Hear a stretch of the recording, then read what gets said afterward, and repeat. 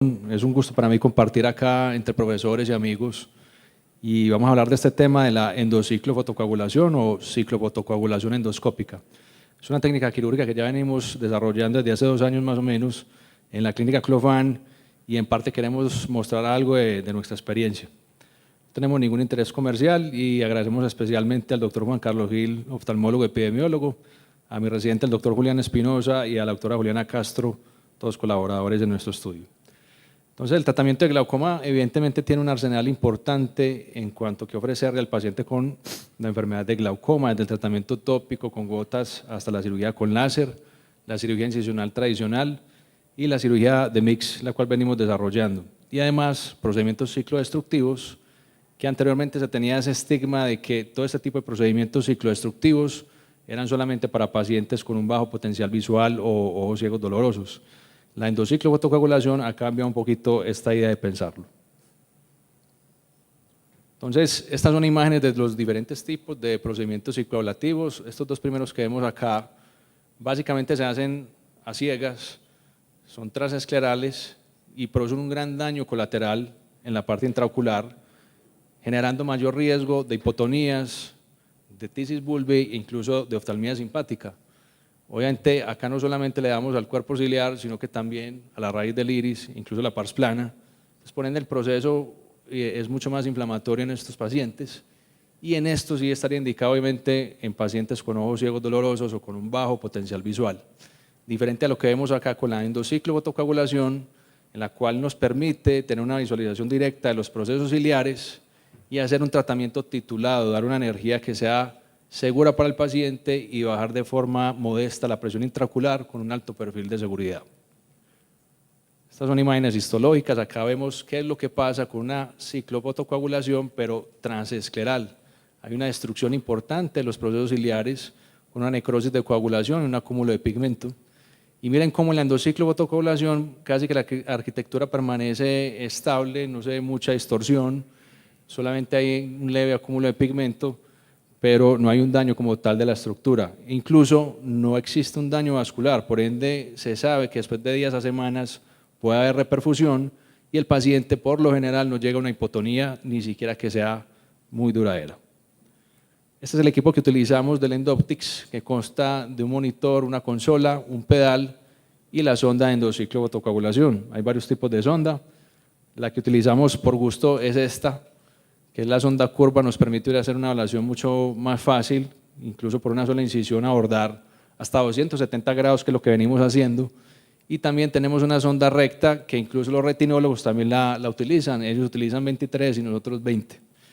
¿Qué compone la sonda? La parte de la luz, la parte del láser y la parte de la cámara en su parte central.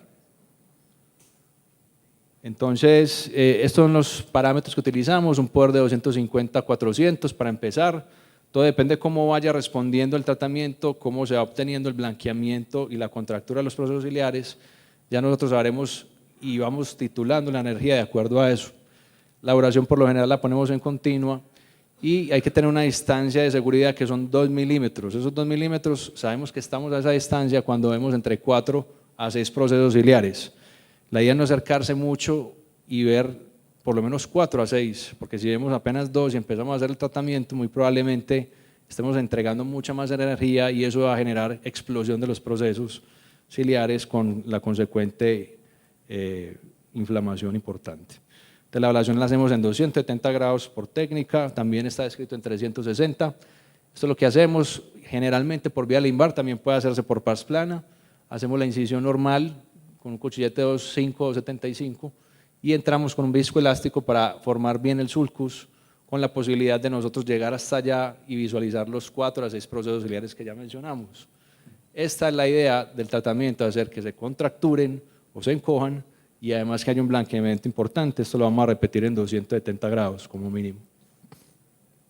Entonces, ¿cuáles son las indicaciones? La tradicional, la de siempre, que son pacientes con glaucoma refractarios a todo tipo de tratamiento, sean áfacos o pseudofacos, incluso con un muy buen potencial visual, no tienen que ser ojos que están con bajo potencial de su visión.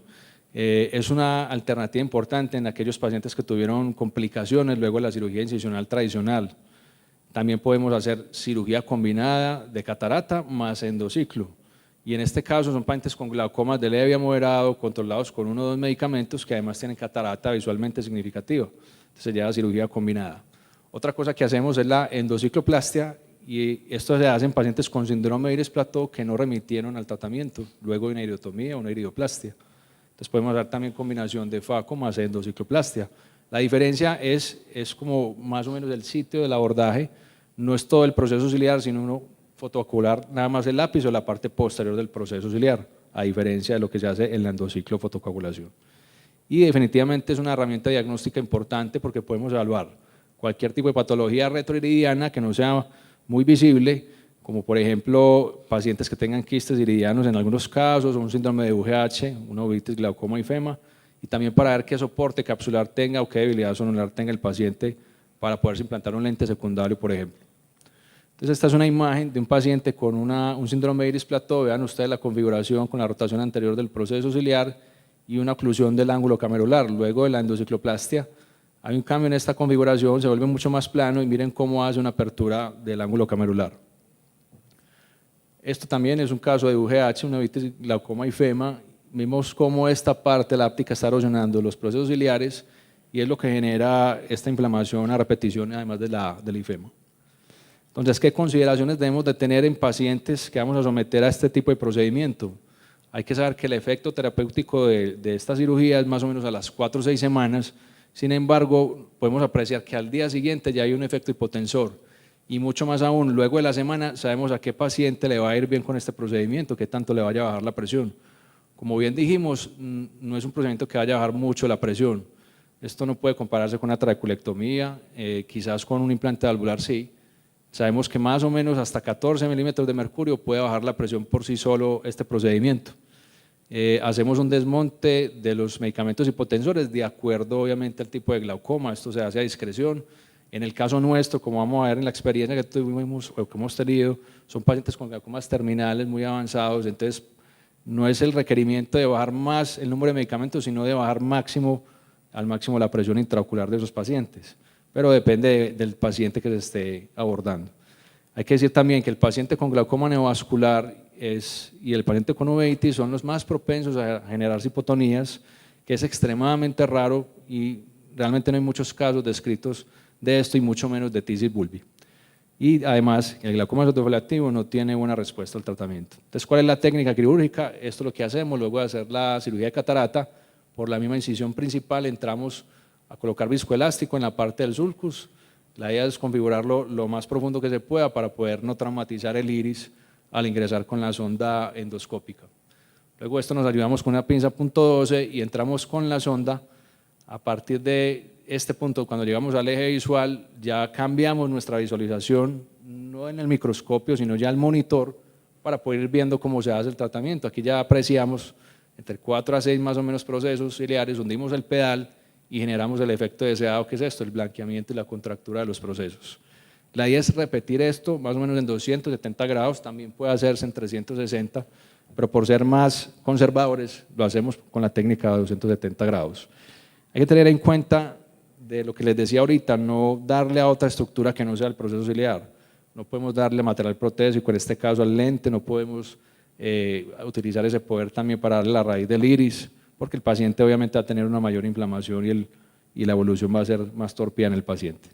Luego de esto entramos a otro cuadrante y así completamos ya los 270 grados.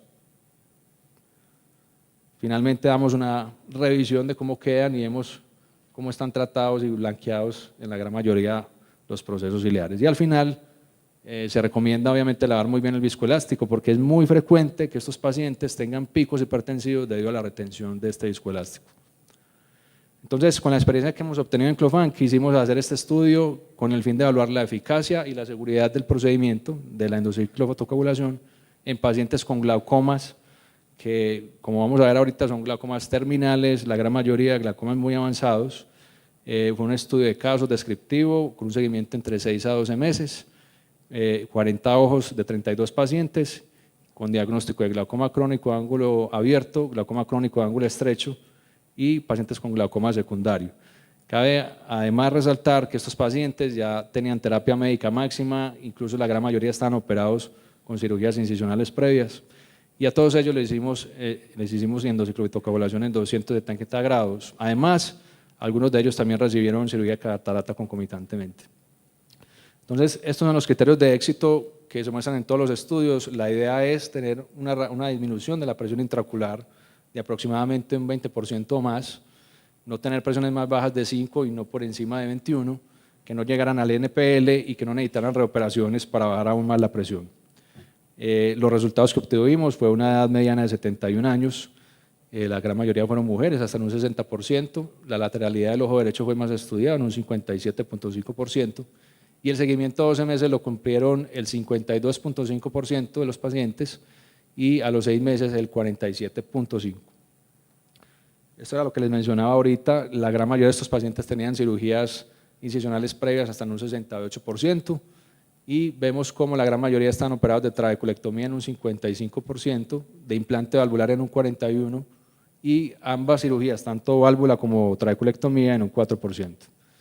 En cuanto a la cirugía realizada, les mencionaba ahorita que también en algunos de ellos hicimos cirugía concomitantemente con cirugía de catarata en un 27.5%. Obviamente a todos se les hizo endociclovitocoagulación. Y obtuvimos esto en la agudeza visual, realmente se mantuvo muy estable durante todo el año de seguimiento. En cuanto al cambio de la presión, vemos cómo partían de una presión basal de 19.5 milímetros de mercurio con 3 medicamentos, y a lo largo de todo el seguimiento se mantuvo un descenso por debajo de la basal durante todo el año de seguimiento. Vemos cómo al día siguiente la presión bajó a 16.5, a la semana a 13, al mes 15 ya empieza a darse un leve ascenso por el efecto terapéutico que se sabe es a las 4 o 6 semanas, al tercer mes subió a 16, y es acá, como vamos a ver ahorita, donde coincide con el reinicio de la terapia médica en algunos de nuestros pacientes. Por esto además ya se obtiene un descenso mayor, baja a 13 milímetros y luego al final del estudio a 12 milímetros. Es decir, que hay más o menos una diferencia de 7 milímetros de mercurio comparado con la basal. Casi todos los pacientes terminaron con terapia médica máxima, como vemos acá. Durante el primer mes de seguimiento, ninguno de ellos tuvo hipotensores oculares. La idea era esto, ver qué tan efectivo era el procedimiento, y como eran glaucomas terminales, al ver esto, pues muchos de ellos terminaron con terapia máxima al final.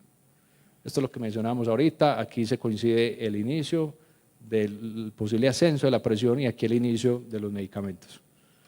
Esto es quizás una de las diapositivas más importantes del estudio, que demuestra el cambio de la presión, pero en porcentaje, y vemos como el primer día baja casi un 9%, a la semana baja un 32%, un leve ascenso acá al mes y al tercer mes que se mantiene en un 22% de reducción de la presión, y para el sexto mes, que también coincide con el reinicio de la terapia médica, la presión baja un 31% y finalmente llega a ser una disminución de la presión de un 36%, obviamente con el mismo número de terapia médica máxima. En cuanto a la tasa de efectividad, vemos que es alta y que perduró por todo el año de seguimiento, fue de un 74% al tercer mes y entre el sexto al 12º mes un 84%. Si bien la muestra fue disminuyendo conforme pasaba el tiempo, se hizo un ajuste en el porcentaje de esto y se vio que a pesar de esto perduraba y era bastante alto el éxito quirúrgico. Esto lo demuestra, este es el éxito quirúrgico, el grupo con éxito quirúrgico que es el verde, que se va mostrando en ascenso hasta el tercero o sexto mes y se mantiene ya para el final del seguimiento. Esta también es una diapositiva muy importante porque aquí nosotros pudimos ver y predecir el éxito quirúrgico del paciente al tercer mes de acuerdo al cambio en el porcentaje de la presión en la primera semana. Los pacientes que tuvieron éxito quirúrgico fueron 29 ojos en realidad, y vemos cómo a la semana la presión en ellos bajó un 38% luego del procedimiento, frente al grupo de falla que fueron 10 ojos y la reducción de la presión fue apenas de un 13% a la primera semana. O sea que después de la semana uno sabe a qué paciente posiblemente le vaya a ir muy bien. A pesar de que estos tuvieron falla quirúrgica, también se obtuvo un efecto hipotensor en esos pacientes. Esto no fue estadísticamente significativo, pero nos muestra la posible tendencia de que posiblemente con la presión basal más alta, mayor reducción de la presión en este grupo quirúrgico, como vemos. Complicaciones no fueron muchas, fueron 11 ojos, la gran mayoría fueron picos hipertensivos, 8 ojos de ellos.